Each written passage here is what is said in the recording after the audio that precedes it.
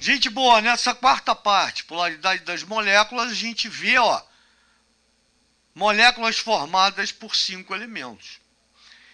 E aí a gente aqui, como na página anterior, também tem uma única opção, XY4. O elemento central rodeado por 4 átomos iguais. E aí eu coloco aqui, ó, alguns exemplos. Metano, tetracloreto de carbono, hidreto de silício. Então aqui a gente vê uma figura dessa natureza, olha aqui, ó, uma pirâmide, se liga assim, ó, ela vai se ligar em todos esses extremos, formando arestas e faces, e aqui embaixo forma um triângulo. Lá atrás, ó, tá vendo a linha, né? Então você tem o tetraedro é uma pirâmide de base triangular. Só que eu não vou chamar de pirâmide de base triangular. Ele é um tetraedro. O ângulo não parece, mas aqui todas as valências formam o mesmo ângulo, tá? De 109 graus, se liga nisso, que isso aí vai ser fundamental para você, hein? 109 graus e 28 minutos. Então a gente viu o ângulo de 180, no caso do hidrogênio, lembra H2 do HF. A gente viu o ângulo de 105 graus angular da água.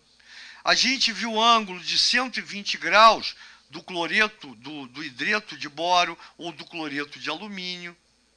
E agora a gente viu o ângulo de 107 graus da amônia, XY3 do grupo 5A.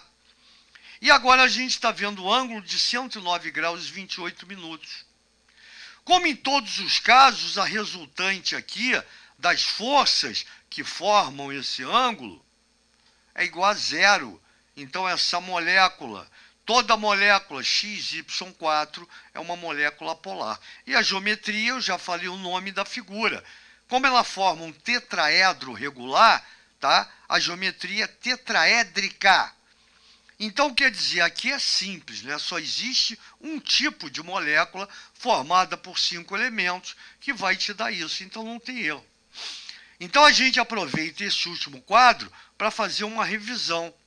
Molécula formada por 2 elementos, X2, 2 elementos iguais, linear e apolar. XY, 2 elementos diferentes com eletronegatividades diferentes, linear e polar. Molécula formada por 3 elementos, pode ser XY2, lembra do CO2? Molécula linear e apolar. Ou X2Y, a água, molécula angular e polar. Aí vai a terceira, molécula formada por 4 elementos, que a gente viu na página passada. Eu posso ter o XY3, onde o elemento central é do grupo 3A, geometria trigonal plana, molécula polar. Ou XY3, onde o elemento central é do grupo 5A. Geometria piramidal, molécula polar.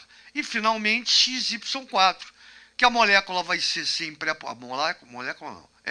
molécula vai ser apolar e a sua geometria tetraédrica. E lembrando desses ângulos que eu estou falando, que daqui a pouco vão ser importantes, né? Pode até ser pedido em relação a qualquer prova de vestibular. Valeu? Então, com isso, a gente mostrou para vocês todas as figuras que interessam quando a gente fala de polaridade das moléculas. Então, agora a gente sabe o que é molécula polar e o que é molécula apolar.